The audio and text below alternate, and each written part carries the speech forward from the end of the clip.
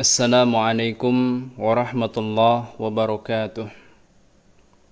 Alhamdulillahi rabbil alamin wa bihi nasta'in ala umurid dunya waddin.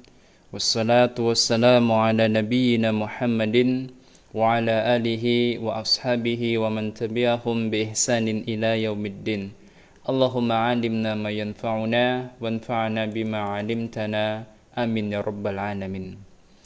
Kaum muslimin dan kaum muslimat yang semoga senantiasa dalam limpahan rahmat Allah Subhanahu wa taala. Kita bersyukur dan kita memuji Allah Subhanahu wa taala atas nikmat-nikmatnya kepada kita semua. Di antara nikmat tersebut adalah ketika Allah Subhanahu wa taala memudahkan kita untuk melanjutkan pelajaran kita pada program belajar tauhid, dan sekarang kita memasuki majelis yang ke-10. Pelajaran yang ke-10. Majelis yang ke-10 ini adalah bagian yang ketiga dari pokok bahasan yang keempat Kitabul Ilmi, yaitu pembahasan tentang adab-adab menuntut ilmu. Adab-adab yang semestinya diperhatikan oleh orang-orang yang mempelajari ilmu agama Allah Subhanahu wa taala. Pada majelis yang ke-9 kita sudah membahas adab yang pertama, yaitu mengikhlaskan niat di dalam menuntut ilmu semata-mata karena Allah Subhanahu wa taala. Sekarang kita memasuki adab yang kedua di dalam menuntut ilmu, yaitu senantiasa meminta pertolongan kepada Allah Azza wa Jalla. Allah Azza wa Jalla berfirman, "Wa qala rabbukum ud'uni astajib lakum. Innal ladzina yastakbiruna 'an 'ibadati sayadkhuluna jahannama dakhirin." Ya. Wa qala rabbukum ud'uni astajib lakum. Dan Tuhan kalian Allah Azza wa Jalla berfirman, ud'uni astajib lakum. Berdoalah kalian kepadaku, niscaya akan kukabulkan doa kalian. Ya. Innal ladzina yastakbiruna 'an ibadati sayadkhuluna jahannama dakhirin. Sesungguhnya orang-orang yang menyombongkan diri dari beribadah kepadaku, kata Allah, akan masuk neraka jahanam dalam keadaan hina. Ya.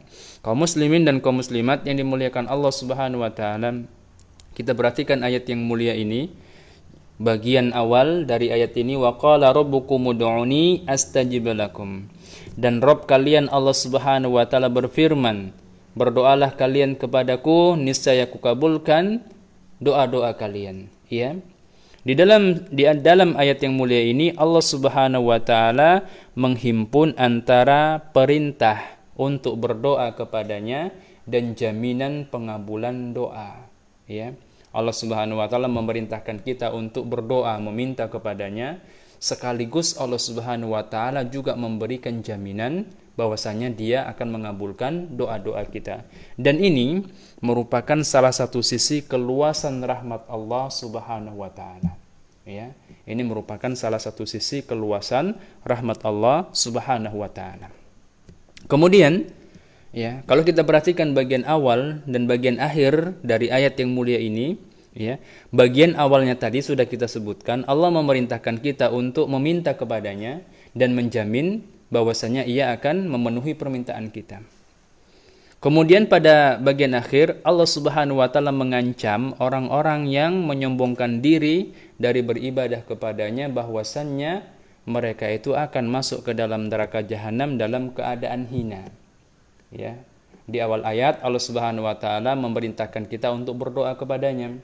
Dan di akhir ayat Allah Subhanahu wa taala mengancam orang-orang yang menyombongkan diri dari beribadah kepadanya bakal masuk ke dalam neraka jahanam dalam keadaan hina.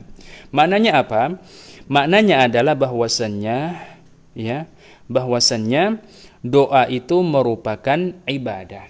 Ya, doa itu merupakan ibadah.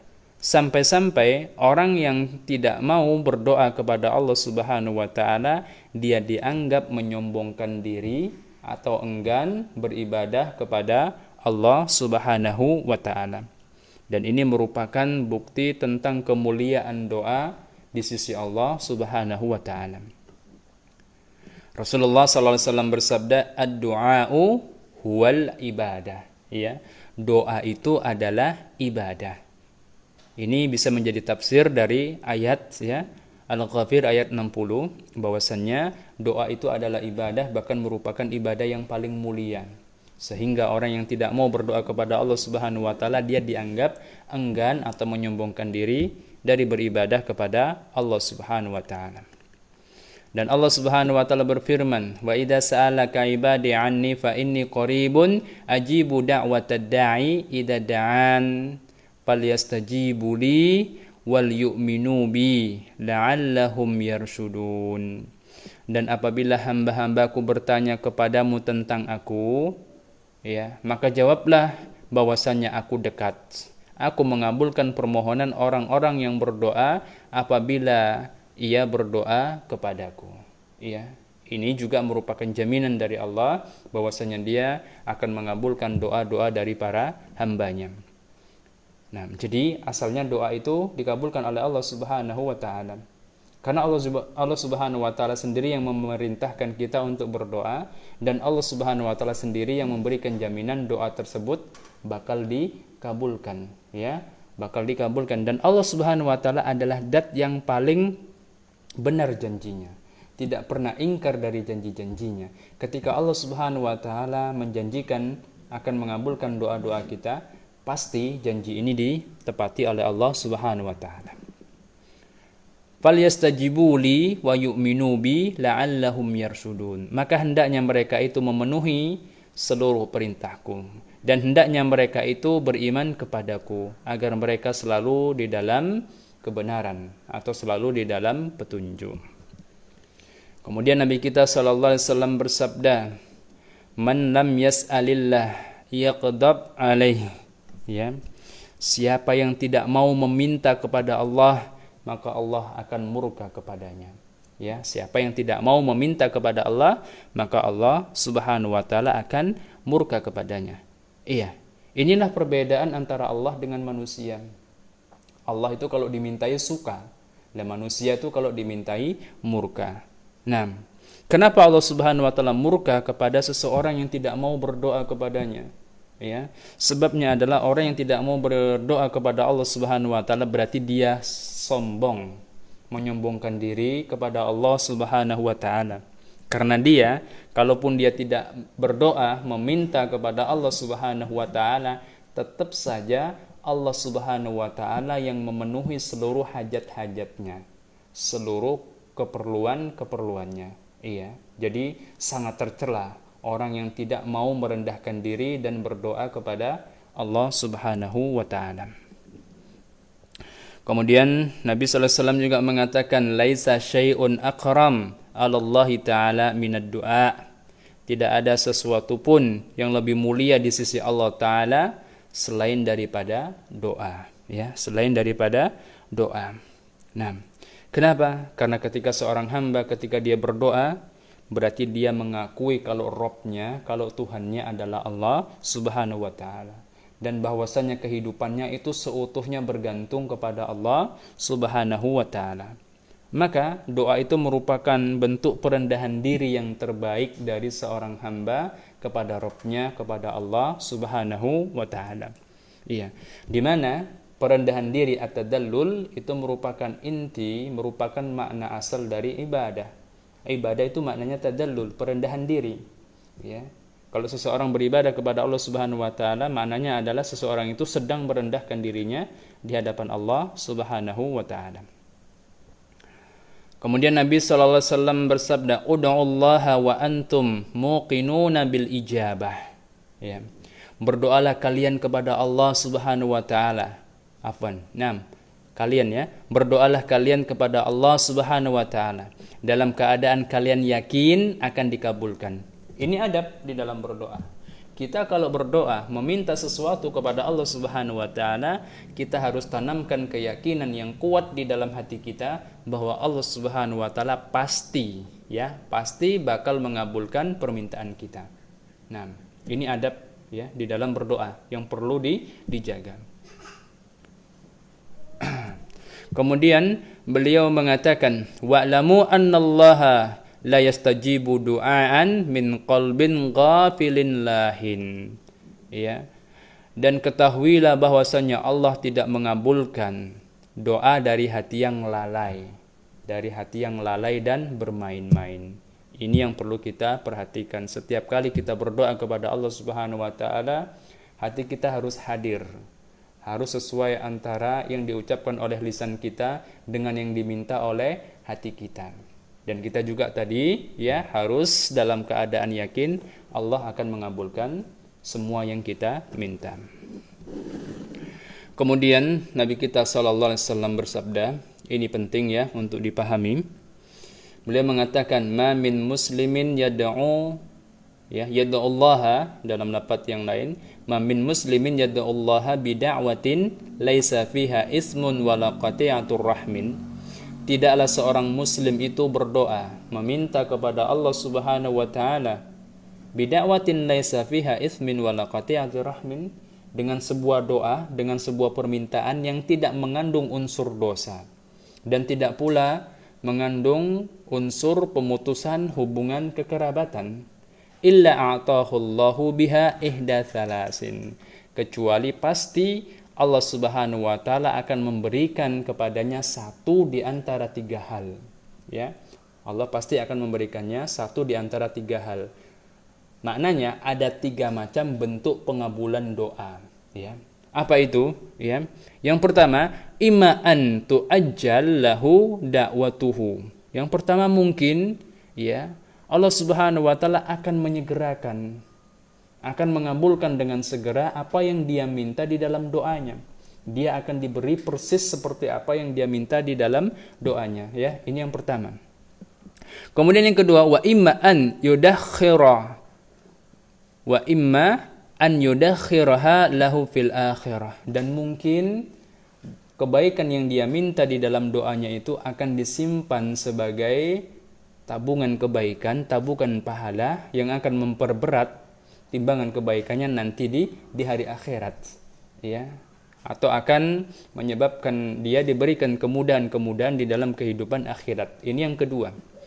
Kemudian yang ketiga, wa ima'an yusrifa anhu minas su'i misliha, atau mungkin akan dipalingkan darinya sebuah kejelekan yang sama kadarnya dengan kebaikan yang dia minta di dalam doanya, ya. Jadi kaum muslimin dan kaum muslimat yang dimuliakan Allah Subhanahu wa taala, di dalam hadis yang mulia ini Nabi mengkhabarkan bahwasannya bentuk pengabulan doa dari Allah Subhanahu wa taala dari apa yang diminta oleh hambanya di dalam doanya itu ada tiga macam. Yang pertama, Allah beri persis apa yang diminta, dan inilah yang dipahami sebagai pengabulan doa oleh kebanyakan kaum muslimin. Sehingga ketika yang dia minta itu tidak diberi persis, ya, dia kemudian dengan lancang menuduh bahwa Allah Subhanahu wa taala tidak mengabulkan doanya, ya. Ini termasuk bentuk kelancangan dan pelecehan terhadap zat Allah Subhanahu wa taala. Dia menuduh Allah tidak mengabulkan doanya, berarti dia menuju Allah itu mengingkari janjinya, ya. Padahal Allah memberi seseorang seperti apa yang dia minta di dalam doanya, ini hanya salah satu bentuk pengabulan doa. Yang kedua, ya, bentuk pengabulan doa adalah Allah Subhanahu wa taala menjadikan apa yang dia minta di dalam doanya itu sebagai sebuah kebaikan yang Allah simpan untuknya untuk kehidupan akhiratnya. Dan yang ketiga, Allah Subhanahu wa taala akan menghindarkan dirinya dari kejelekan-kejelekan, ya, sebanding dengan kebaikan yang dia minta di dalam doanya. Nah, maka jangan sekali-kali kita berburuk sangka kepada Allah Subhanahu wa taala bahwasanya Allah Subhanahu wa taala tidak mengabulkan doa-doa kita. Mendengar ucapan Nabi ini, qalu, para sahabat berkata, "Idzan nuksir, wahai Rasulullah, kalau memang seperti itu, doa itu pasti dikabulkan oleh Allah Subhanahu wa taala dengan satu di antara tiga hal. Kalau begitu kita perbanyak saja doa-doa kita." Ya, itu perkataan para sahabat. Qal Allahu aktsar. Maka Nabi mengatakan, kalau kalian lebih banyak meminta kepada Allah, kalian lebih banyak berdoa kepada Allah, otomatis Allah juga akan lebih banyak mengabulkan doa-doa kalian. Jadi kaum muslimin dan kaum muslimat yang dimuliakan Allah Subhanahu wa taala, berdoa kepada Allah itu tidak ada ruginya, ya. Pasti beruntung, ya, pasti beruntung. Berarti orang yang paling beruntung adalah yang paling banyak doanya kepada Allah Subhanahu wa taala. Kaum muslimin yang dimuliakan Allah Subhanahu wa taala, Nabi sallallahu alaihi wasallam bersabda, "Yustajabu li ahadikum ma lam ya'jal." Yaqulu qad da'awtu rabbi falam yastajib li. Doa salah seorang di antara kalian pasti dikabulkan selama dia tidak tergesa-gesa. Selama dia tidak terburu-buru di dalam doanya. Ya. Apa yang dimaksud dengan tergesa-gesa atau terburu-buru di dalam doa? Yaqul qad da'awtu rabbi falam yastajib li. Ketika seseorang itu mengatakan, aku sudah berdoa kepada Rabbku, sudah meminta kepada Allah Subhanahu wa taala, tetapi Allah tidak mengabulkannya untukku. Ini namanya terburu-buru di dalam berdoa. Ya, menganggap lambatnya pengabulan doa ini bisa menyebabkan tertolaknya doa. Nah, kaum muslimin yang dimuliakan Allah Subhanahu wa taala, Nabi sallallahu alaihi wasallam bersabda, sallallahu at-taysira fi kulli syai'. Mintalah kalian kepada Allah kemudahan dalam segala hal. Nabi memerintahkan kita untuk senantiasa meminta kepada Allah kemudahan dalam seluruh urusan kita. Urusan apapun, yang besar dan juga yang kecil. Hatta syisha fin na'li. Sampai pun untuk urusan tali sendal yang lepas, ya. Sampai pun hanya untuk urusan tali sendal yang lepas, minta kemudahan kepada Allah Subhanahu wa taala. Kenapa? Fa innahu in lam yuyassirhullahu lam yatayassar. Karena urusan apapun, yang kecil apalagi yang besar, itu tidak mungkin menjadi mudah kecuali jika dipermudah oleh Allah Subhanahu wa taala. Al-Imam Ibnu Rajab Al-Hanbali rahimahullah ketika menjelaskan hadis di atas, beliau mengatakan, wa fil hadisi dalilun ala anna Allah yuhibbu an yas'alah al-ibad jami'a masalihi dinihim wa dunyahum. Ya. Di sini, di dalam hadis ini ada dalil bahwasanya Allah Subhanahu wa taala itu menyukai atau mencintai ketika para hambanya itu berdoa kepadanya, meminta kepadanya seluruh kemaslahatannya, baik untuk urusan dunianya dan untuk urusan agamanya. Minat ta'am wasyarab wal kiswah wa ghairi dzalika. Ya, baik untuk urusan makanan, minuman, pakaian dan yang selain daripada itu semua. Kama yas'alunahu al-hidayah wal maghfirah, sebagaimana mereka itu meminta kepada Allah hidayah dan ampunan. Hidayah dan ampunan kita minta kepada Allah, maka untuk urusan-urusan yang lainnya, ya, yang besar maupun yang kecil juga kita minta kepada Allah. Wa fil hadis, dan di dalam hadis ini, liyas'ala ahadukum rabbahu hajatahu kullaha. Ya. Di dalam hadis ini juga ada dalil hendaknya salah seorang di antara kalian, ya, maksudnya setiap kalian itu berdoa kepada Rabb-nya, kepada Allah Subhanahu wa taala, meminta apa yang dibutuhkannya seluruhnya. Hatta syis'a na'lihi ida inqata'a. Sampai pun untuk urusan tali sendalnya apabila terputus. Nah, beliau rahimahullah juga mengatakan, wa kana ba'du salafi yas'alullaha fi salatihi kulla hawaijihi hatta milha ajinihi wa alafa syatihi. Dahulu para salaf itu mereka meminta kepada Allah di dalam salatnya seluruh yang mereka butuhkan, sampai untuk urusan garam untuk adonan rotinya dan juga untuk urusan tali kekang kambing-kambingnya. Nah, kaum muslimin yang dimuliakan Allah Subhanahu wa taala, kemudian kaitannya dengan permasalahan menuntut ilmu, kita juga harus senantiasa meminta kemudahan kepada Allah Subhanahu wa taala dan meminta tambahan ilmu kepada Allah Subhanahu wa taala. Di antaranya dengan doa yang diajarkan langsung oleh Allah Subhanahu wa taala, wa qul rabbi zidni ilma, dan katakanlah wahai Muhammad, wahai Rabbku, tambahkanlah kepadaku ilmu. Rabbi zidni ilma, ya Allah, tambahkanlah kepadaku ilmu. Al-Hafidz Ibnu Hajar rahimahullah mengatakan, ya, bahwasanya hadis ini wadihud dilala fi fadli al-ilmi. Ayat ini merupakan dalil yang sangat jelas tentang keutamaan ilmu. Kenapa?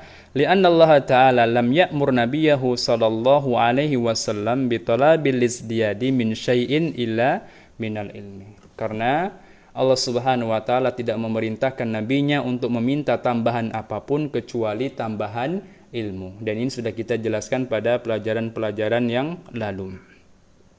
Di antara doa yang pantas untuk senantiasa dipanjatkan oleh seorang penuntut ilmu di dalam urusannya menuntut ilmu adalah doa yang diajarkan oleh Nabi sallallahu alaihi wasallam, Allahumma inni as'aluka rizqan thayyiban wa amalan nafi'an wa ilman nafi'an wa amalan mutaqabbalan.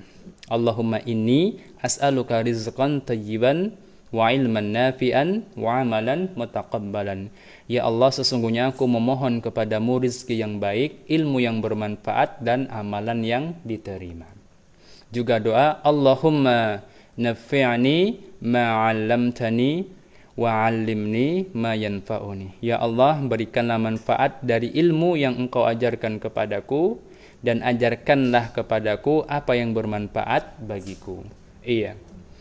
Kemudian di antara doa juga ya untuk mendapat tambahan ilmu adalah doa yang diajarkan oleh Allah Subhanahu wa taala di dalam surah Al-Baqarah ayat yang ke-201. Rabbana atina fid dunya hasanah wa fil akhirati hasanah wa qina adzabannar.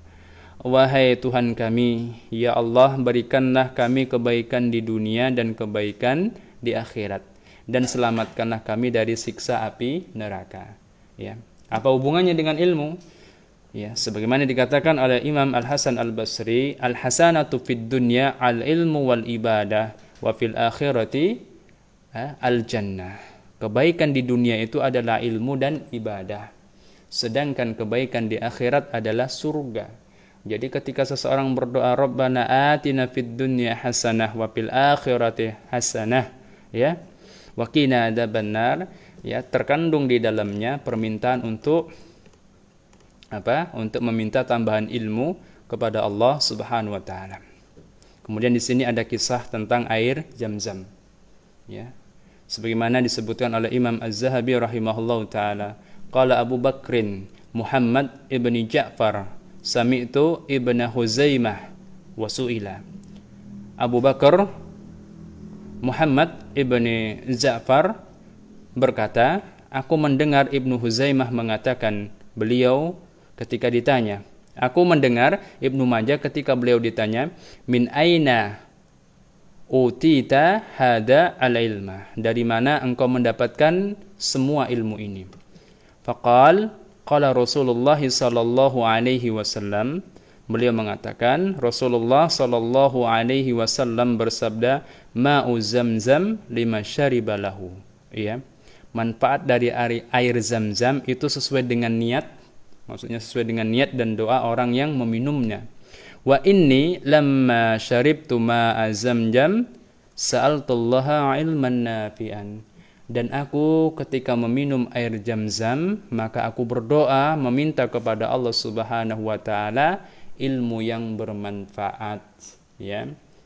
Jadi kapan-kapan kalau minum air Zam-Zam, ya, disempatkan untuk meminta tambahan ilmu yang bermanfaat kepada Allah Subhanahu wa taala. Kaum muslimin yang dimuliakan Allah Subhanahu wa taala, kesimpulan dari pelajaran kita kali ini, ya, tentang adab yang kedua dari adab yang harus diperhatikan oleh penuntut ilmu, yaitu senantiasa berdoa meminta kepada Allah Subhanahu wa taala kemudahan di dalam menuntut ilmu, ya, meminta kepada Allah Subhanahu wa taala tambahan ilmu yang bermanfaat. Yang pertama adalah urusan apapun tidak akan menjadi mudah jika tidak dipermudah oleh Allah Azza wa Jalla, termasuk usaha untuk mempelajari dan memahami agama Allah Azza wa Jalla. Karenanya, setelah mengikhlaskan niatnya, hendaknya seorang penuntut ilmu itu senantiasa meminta kemudahan kepada Allah Azza wa Jalla untuk mempelajari dan memahami agamanya di dalam doa-doanya. Di antaranya dengan memanjatkan doa yang Allah Azza wa Jalla ajarkan dan wajibkan kepada hamba-hambanya, ya, yaitu Rabbi zidni ilma. Kaum muslimin dan kaum muslimat yang dimuliakan Allah Subhanahu wa taala, kita cukupkan pelajaran yang ke-10 ini sampai di sini. Kita masih menyisakan 3 majelis lagi untuk menyelesaikan pembahasan tentang adab-adab penuntut ilmu. Mudah-mudahan Allah Subhanahu wa taala memberikan kemudahan kepada kita untuk melanjutkannya. Naktafi bihadzal qadar, billahi taufik wal hidayah. Wassalamualaikum warahmatullahi wabarakatuh.